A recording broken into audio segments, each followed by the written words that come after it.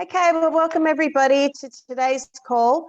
Hopefully we will be able to get through this today. My internet's not so great, but my name is Jackie Boyle, and I have the honour always weekly of being able to host this call with Dr. Joseph Ahrens, a dual-nominated Nobel Prize scientist, not only with incredible knowledge, but amazing information that he's able to share with us on a regular basis. And it's not often that we actually get somebody like this that we can actually tap into, that he's able to share his wealth of experience, but years and years of research behind him that we get to talk about a discussion like today, which is like sleep and why is it so important. So how are you today anyway, Dr. Ahrens?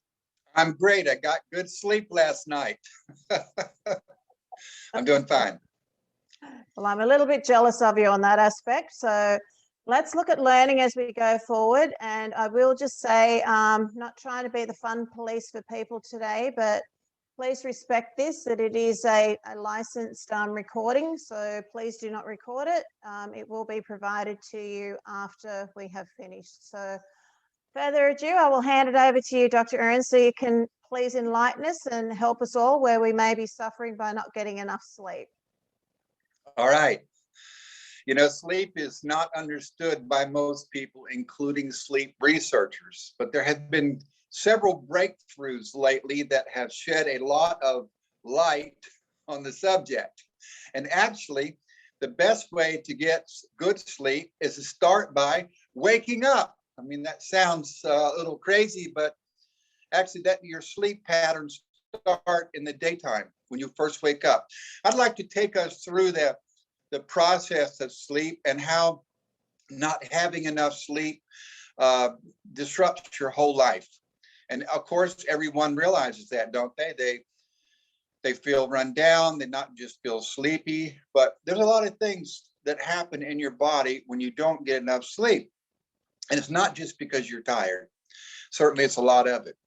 Remember, we talk about those pillars, you know, diet and exercise and sleep. And then, of course, your personal spiritual well-being. So those four things are the corner. It's not just the main three-legged sleep, diet, and exercise. And they are tightly regulated. We'll figure that out in just a moment. If you don't have enough sleep, your body does not run and its normal metabolic processes, and therefore you end up not, even if you might have had food, you're not extracting enough energy from it. And your body, then once you go off your diet, it ends up messing with your sleep, because sleep is a chemical reaction. And we know this quite a bit about this now. So what is the main chemistry behind sleep? Well, there are three things: tryptophan, tryptophan, tryptophan, tryptophan, serotonin, and melatonin.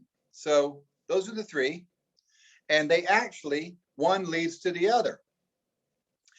So tryptophan is required in our diet. We do not make it ourselves. Our body does not make it. It is an essential ingredient. You have to have enough tryptophan. So let's start out there. Where do you get tryptophan from?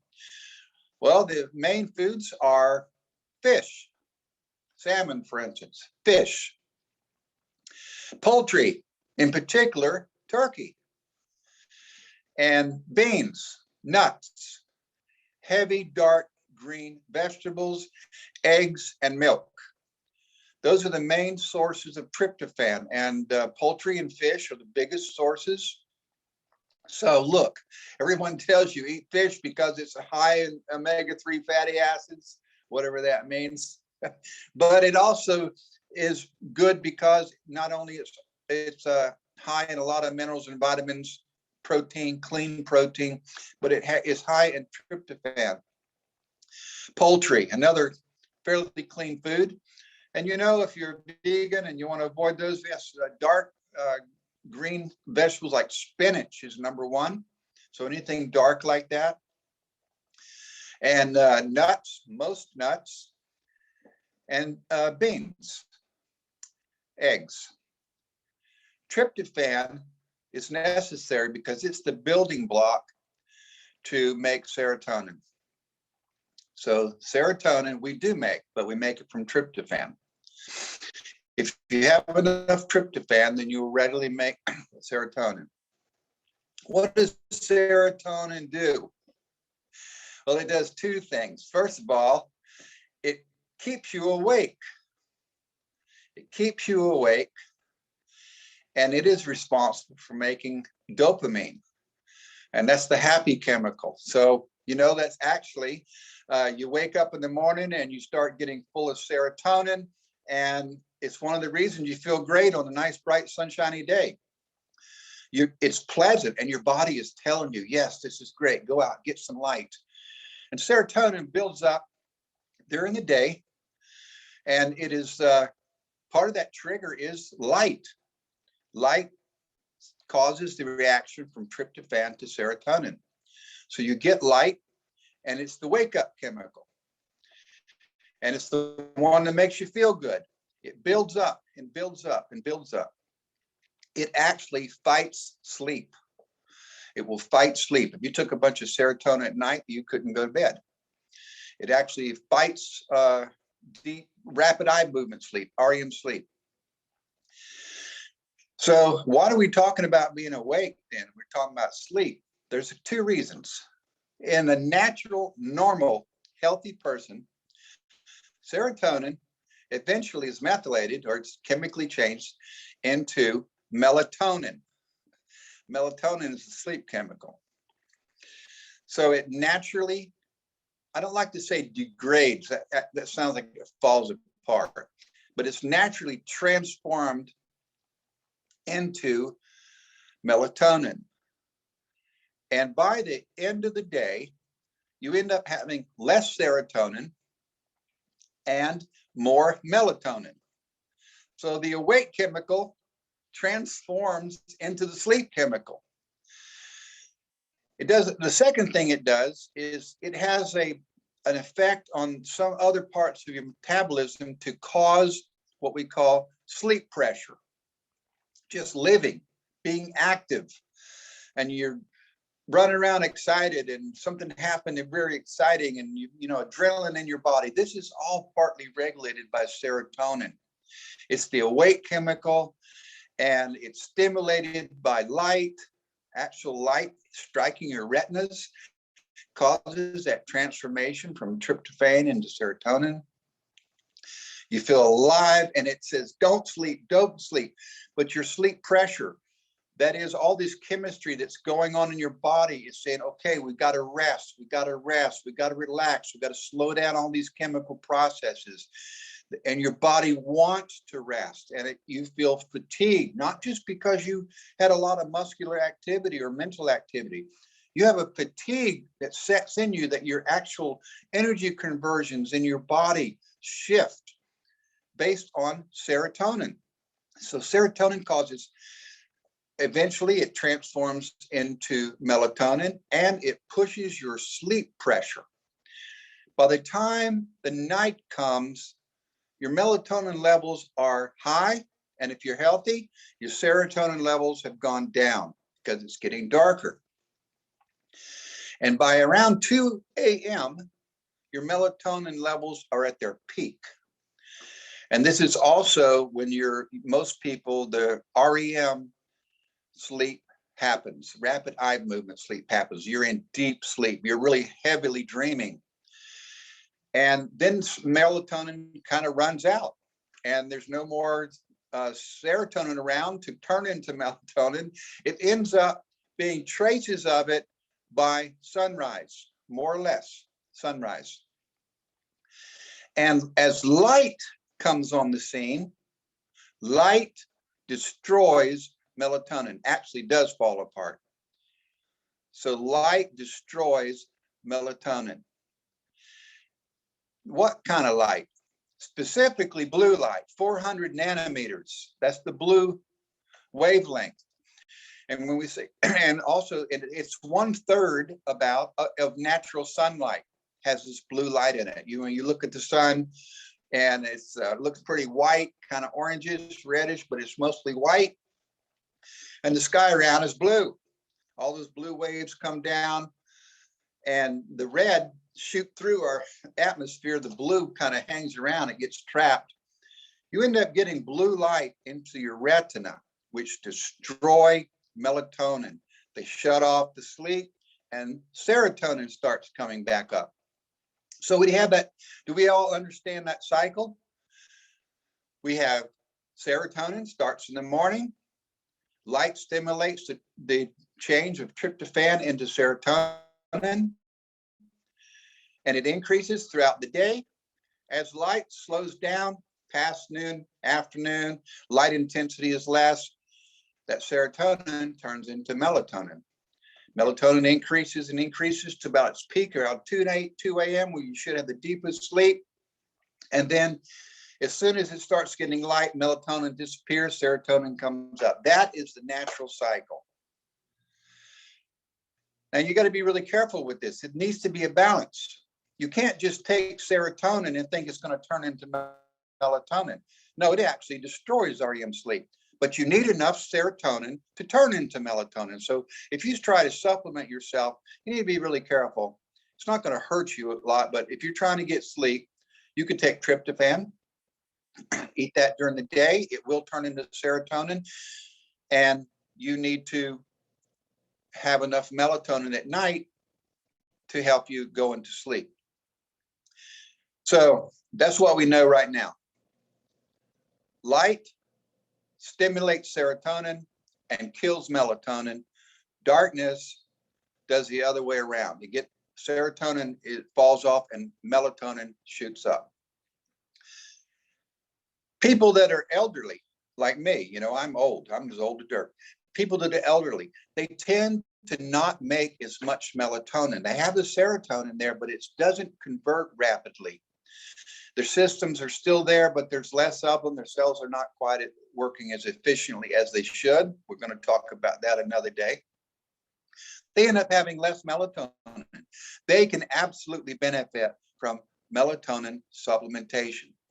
You ought to take some around dinner time and right before bed so that you'll have a maximum dose in your body, get out of your stomach into your bloodstream around 2 or 3 in the morning.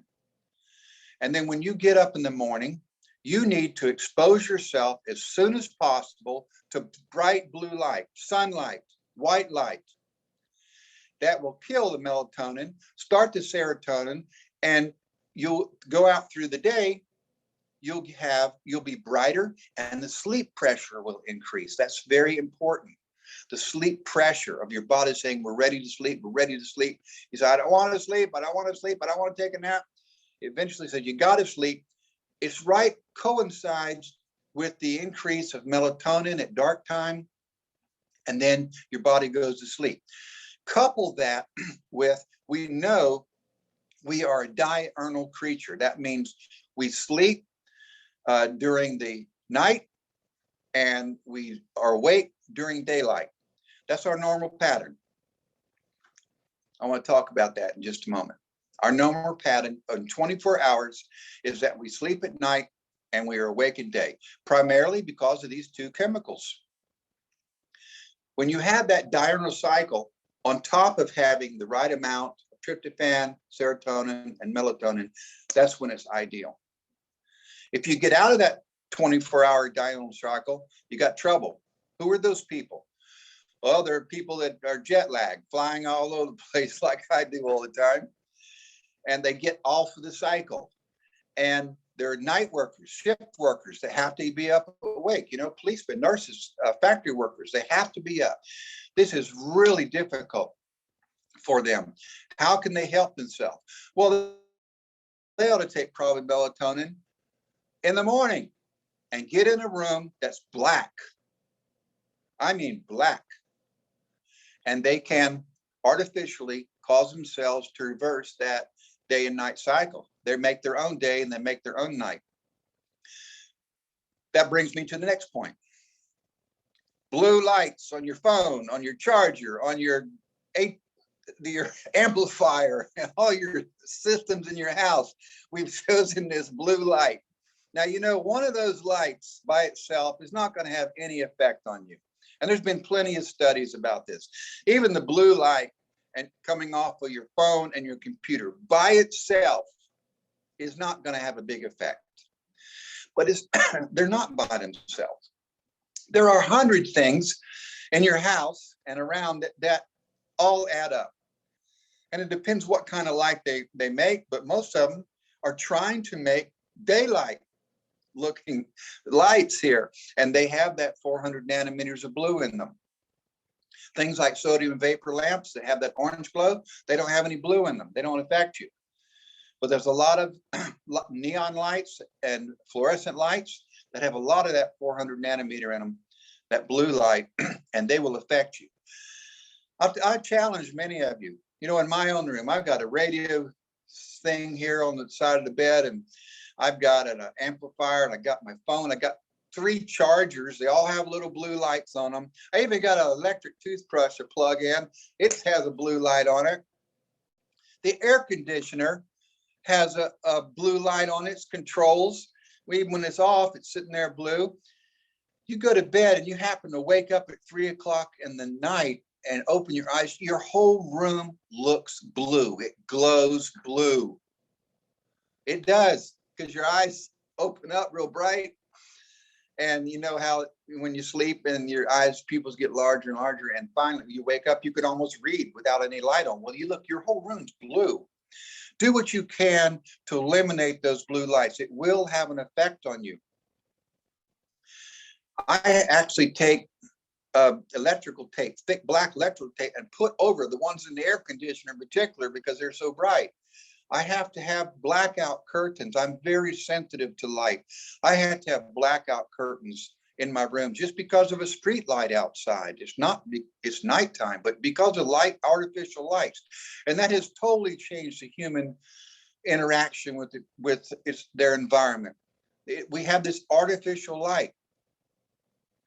Back in the day, when we just had fire and we just had torches. I mean, the ones that you burn fire, not the English ones, flashlight, the torches that burn, those did not have blue light in them. Fire does not have blue light in it. And so they would light a fire, cook their meal, use it for light, turn out the light and go to sleep. It didn't really affect this serotonin, melatonin relationship. And then to get up, when the sun came up, blue light, white light, gets rid of the melatonin, the serotonin comes up. That's what's supposed to happen.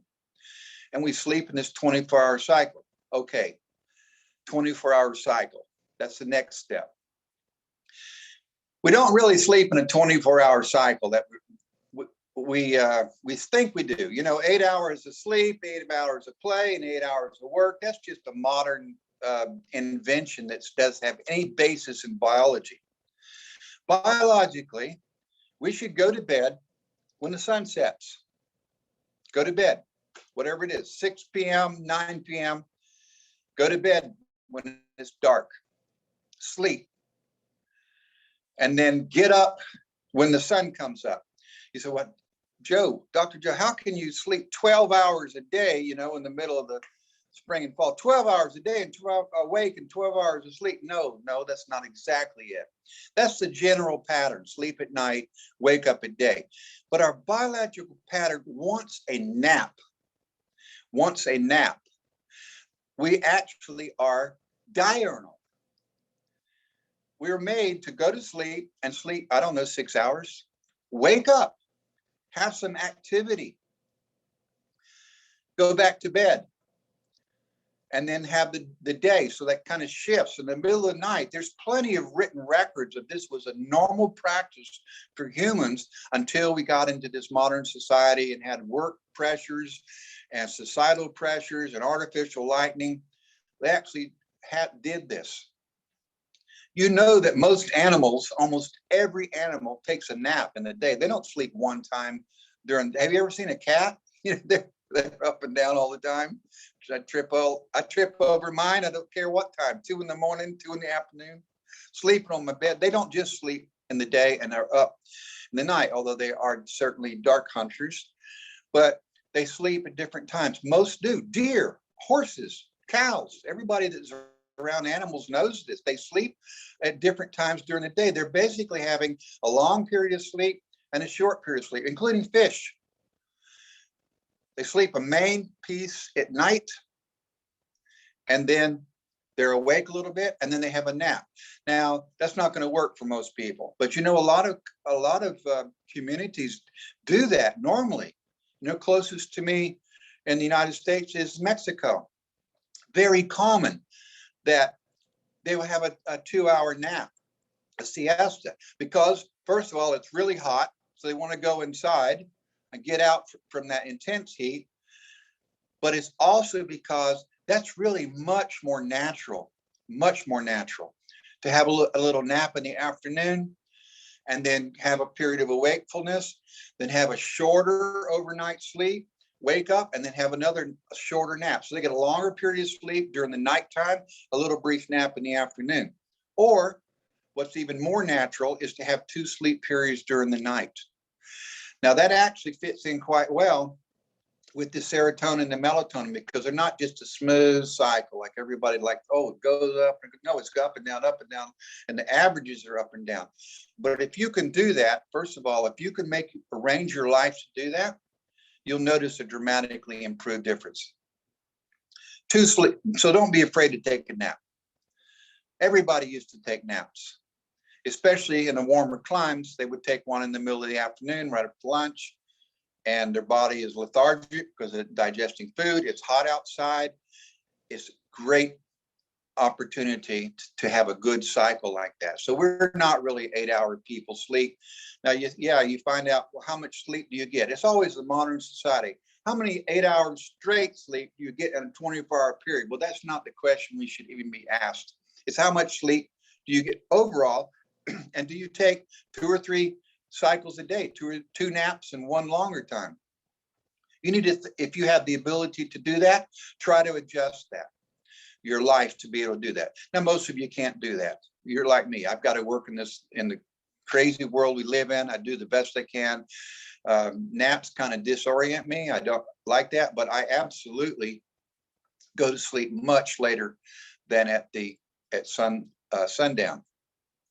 Now, once I've said all these things, there absolutely are people that are night owls. They're up until 2 in the morning. They sleep later in the day. They have the same cycle, but it's just shifted a little bit.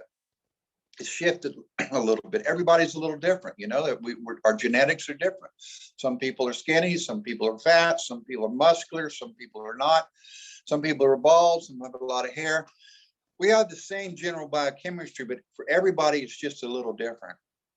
And I actually myself am a night owl. You know, I cannot get to sleep before midnight. I try because I need to get up. I need to, like, you know, this morning I had to catch a plane at 6 in the morning. Oh, I'll just go to bed at 9 or 10. It just doesn't work. I don't even fight it anymore. I just stay up and sleep, get to sleep 4 hours, and then I get up when I'm tired. My body just doesn't work that way. But knowing this, I do take melatonin when I need to help me regulate that period. I try to have melatonin at the highest level at my sleep. For me, it's at 4 a.m. It's not 2, it's 4. I'm shifted around 2 hours more than people. I've had blood tests taken. If you're going to do a travel by jet, jump 3 or 6 or 10 hours difference, you should take melatonin at the time when it's going to be midnight or 2 a.m. at your destination. Start before your trip, and you'll eliminate your jet lag. So if you know, if I'm going to go to Australia and they're 14 hours ahead of me, you know, I'll say, okay, I need to take some melatonin at my noontime. Get on the plane. By the time I get there, my body will be in cycle with that daylight time, so they'll match. I'm also very light sensitive. When I see light, I wake up. I don't care where I am. I get real bright. And sometimes that's a detriment because I can't get to sleep until midnight or 2 a.m. So I have to understand myself. So have a good diet.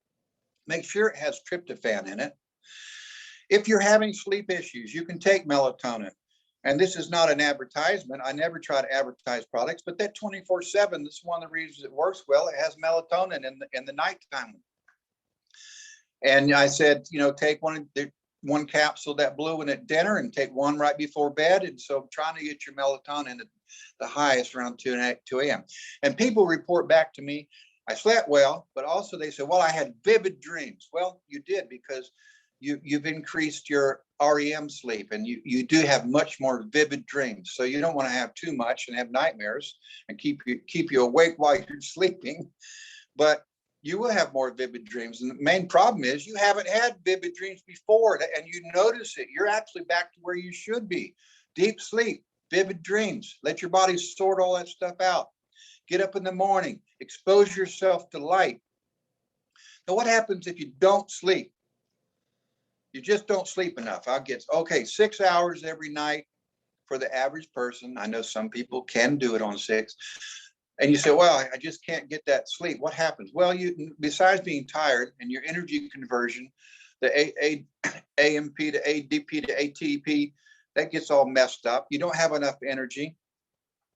You start producing a lot of enzymes and hormones that are stress related. Stress hormones are produced in this situation because your body is saying something's wrong. Even though you don't feel it, your body feels anxious. Your body has anxiety, even if you don't feel it in your mind. It's stress. And then, that starts cycles where you'll start eating more. Even if you don't eat any more amount, your body will start sucking calories out of your food because it thinks it's going to have trouble in the future. It doesn't know what, so it loads up on fats. I don't know, maybe a famine's coming. It is more efficient. It uses those calories. You build fat tissue. And it's one of the reasons that you can't lose weight and you can't sleep properly, even regardless of all the supplements you take. And regardless of the things I told you, get up at the right time. If you're not getting a good deep sleep, it's very difficult to lose weight. Now, all of you are going to tell me, well, I can't do this. I can't do that. I understand it. I get it. I struggle with the same things you are. But knowing these things, you should take those steps. If you're a person that's not a night owl and is not a shift worker or a policeman, a nurse, etc., you need to go to bed when it gets dark, sleep as long as you can. And if you wake up at 3 or 4 in the morning, hey, that's fine. That's fine. When the light comes up, you need to get out in it. Sit by a window. Don't just turn your light on in your room. That helps a little bit, but I mean sunlight, because you'll be certain to get that 400 nanometer wavelength, that blue light. And it goes through your eyes, even if they're closed, by the way. Doesn't block it out. You look up a light and you can see right through your eyelids. You can see the light. So that 400 will go right through your eyes. So I actually just look at the sun. I'm close my eyes and feel that sun on my face. It just wakes me up because I want to produce serotonin. So I got to make sure I have enough tryptophan in my diet. Fish, I love fish. Poultry, eggs, these are the things I like. And I also like things like nuts and spinach and beans, lentils. So I have the tryptophan in my bloodstream. I get out in the sun as soon as I can. I love it when it's 6 or 7. If I can afford to get up that early, because I might have only gone to bed at 2 o'clock. If I've slept some, I get up and get bright light. That also starts my sleep pressure. That's important to have that pressure build up. So at the end of the day, you've got 3 things going on. You have sleep pressure. Your body is saying to you, shut down. And remember, this is not just because you're tired. These are chemical responses. Shut down. You need to go to sleep. Number 2, it gets dark. Embrace that. Number 3, my melatonin levels I try to peak in the deepest part of my sleep. I try to make that all coordinated. I actually have been taking a supplement lately to help me sleep because I have some issues going on in my life, a lot of pressures, and I recognize I need help. So I don't mind supplementing in that case. And I take something that is a serotonin booster. I take it at the right time. I know what it's doing. and I just go do it like for 2 weeks, and that's it. I always depend on just a regular good diet. But there's no problem with taking those things. Melatonin at night, yeah, you know what? Because that light has destroyed that melatonin, artificial lights, blue lights. You probably do need a little help, and you do need a little melatonin. So you're going to get probably enough serotonin, but you don't have enough melatonin. And in that conversion, serotonin into melatonin, you need help there. Take a little melatonin. Take it when you are traveling by jet, or you're going to have to go to shift work. Do that. So have a good diet. Sleep when it gets dark. If you're going to sleep a little bit, then take a nap in the afternoon. That's excellent. Learn when your exercise program should fit in that. Some people exercise and it wakes them up. Other people, it exhausts them when they want to go to sleep. I can't exercise in the evening. And I know lots of people that do go to the gym 6 o'clock, 7 o'clock after dinner, and they work out. I'm not like that. I've got to work out in the morning. I have to do it. I actually work out fasted before breakfast. So Jackie, I don't know if you can hear us, if you still have internet problems, but that's the general whole picture of sleep. Diet is essential for sleep, and sleep is essential to run your body for your diet. So they're intertwined. You can't get any closer, but what you need is balance. Get rid of all those little blue lights. Get up in the morning and get a shot of white light. Look out the window, real light, not fake light. And at nighttime, turn all those off. Even get blackout curtains if you need to. And lastly, our bodies sleep best at a cooler temperature. And serotonin is actually part of that process of doing body temperature regulation. So as it drops down, your body wants to slow down and be cooler. And when you make it cooler, you can sleep more deeply. So Dr. Ahrens, hopefully you can hear me. Are you able to? Or yes. You can? Yes. Okay. Yes. What I've gathered from that is like there is a really big connection between tryptophan, and then you're looking at serotonin, and then shifting into that the next stage of melatonin. Like it's a beautiful jigsaw that you've just placed together for all of us to understand so much more efficiently. But I've got 3 questions here. One of them I think you've really answered anyway, in regards to what do you think of eye blindfolds to sleep with of a nighttime, which really relates back to having a very dark, blackened room. They would be beneficial. Do you agree? Oh, absolutely. Yes. Okay. I know people that use those religiously, and it absolutely helps. And if I'm not in a dark room, I'll do it. But, the problem is a lot of them, they're just too hot for me. They make me sweat underneath them, and I don't enjoy it. But yes, absolutely, they will help. Okay. There's another question here in regards to 24/7. So the daytime 24/7, they're just asking, does it have serotonin in it? We know melatonin is in the nighttime, the PM, but the AM, is there serotonin in that? There's tryptophan in it. Tryptophan. Okay. Awesome. So we're fueling our body with all the good stuff. And then the last question is, do you have any advice for people who are bipolar and have trouble sleeping?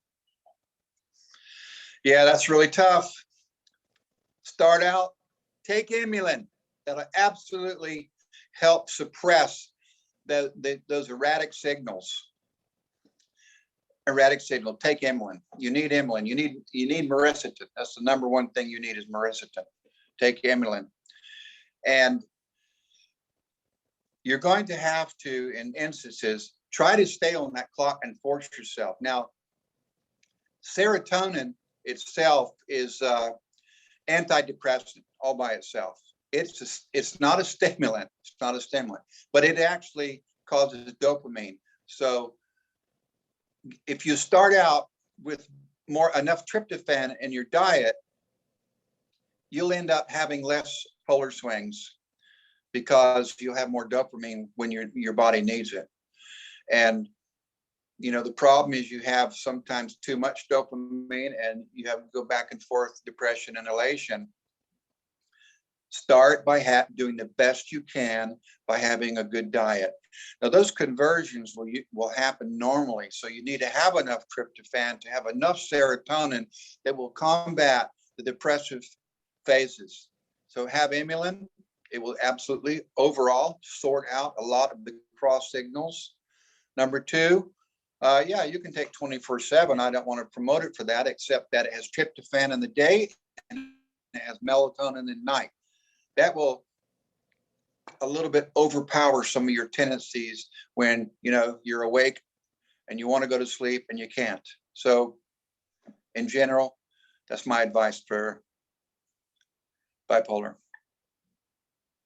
Well, I think overall, you've covered an awful lot. And if I look even in the little picture that I've put here, like we do have stages of sleep patterns, which I think you've even covered as well for us all to re-listen to this and share with people, because sleep truly is something that can either be somebody's friend or it can be the evasive thing that we all seek at different times for one reason or another. So, Dr. Ahrens, I want to thank you so much for sharing what you have today, because I've certainly learned a lot, because I think I've got a blue light disco happening in my house, to be quite honest. So I need to go around with those little pieces of black tape and put it all over quite a few things, because that may be part of my reason or part thereof. So I don't know if anyone else have any other questions, but I do know this, that just in that half an hour, what you've educated us with is invaluable.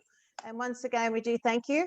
I do want to make one mention to people who have been sending in questions, medical questions, to Dr. Joseph Ahrens at the email. I'm going to mention this, and I'll let Dr. Ahrens answer this for me in a little bit more in depth. Please have some patience with us, because some of the questions that you're asking actually questions that your own physician should be answering for you. And that the understanding that amylin, who needs amylin, Dr. Ahrens, regardless of what these medical questions are that are constantly being asked by us? Like, what is the general answer that you give to people? Well, everybody needs amylin for everybody, beginning from birth, cradle to grave. Even before the cradle, while you're with your mother, the mother needs amylin. Everybody needs amylin. You should think of it as an essential vitamin. So you say, well, will it going to help my heart condition? Will it help my asthma? Will it help my arthritis? Yes. But because it's supporting your immune system and your carbohydrate metabolism, everybody needs it. So everyone that has those issues, they will get better. Amylin supports your body's functions. We don't cure any diseases. And when you ask me specific questions, you say, oh, either I have this or my daughter has this. How will this help? It helps your body. It's like saying, well, if I fix my broken leg, will it help my asthma? Of course it will. Your body needs to be functioning and you'll get better. So everyone should take amylin. I will make that advertisement. Everybody needs to take amylin. It will help your body to be the best it can be, and therefore your body usually will handle all of those problems itself. Some of them are a direct cause that you don't have enough flavonoids in your bloodstream, like IBS, Crohn's disease. You need to have more flavonoids. Flavonoids doesn't cure the disease. The flavonoids are the building blocks that your body needs to regulate these things. So everybody needs amylin. I can't be anybody's personal physician, but I'll answer what questions I can. And just to make it clear for people too, Dr. Ahrens, because this gets sent in a lot too, is they're asking, a lot of people ask questions about specific medications that their physicians have prescribed to them. And they want to know whether it's safe to take amylin with these prescribed medications. What would be your general response to that? Because this is important to let people understand. There are no drug interactions with any known medications, just like there's not an interaction between our normal vitamins. And what you may find, though, as your body begins to heal itself, if you're on some of these supplements, you'll need less medication, but that's something you've got to work out between you and your personal physician. But just like medicines that regulate blood sugar. You know, if your body heals itself, it won't need those medicines. So you probably cut back on those medicines to maintain a healthy blood sugar level. Talk with your doctor about that. But so there's no interaction, number one.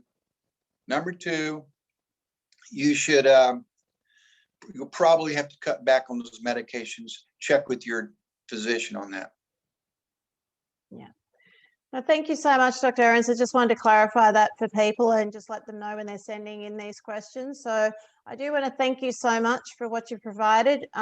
We will just make that statement here that anything that has been discussed today, we're not aiming to heal, cure, and or fix anything, and that all we're doing is providing knowledge, and knowledge is a wealth towards health and well-being. The more we can get, the better it is. And on behalf of myself, and I think Dr. Ahrens possibly feels the same, I'm pretty sure he does, we are very grateful for you turning up here every week. And we're grateful for those that actually watch this in their own time later as well. And more importantly, we're very grateful for those that share this as well, because without you turning up here each week, it would be a very lonely call. So we do thank you so much, and we look forward to seeing you next week. So thank you so much, Dr. Ahrens. Thank you very much. You know, knowledge is health. Thank you, guys. We'll see you next week.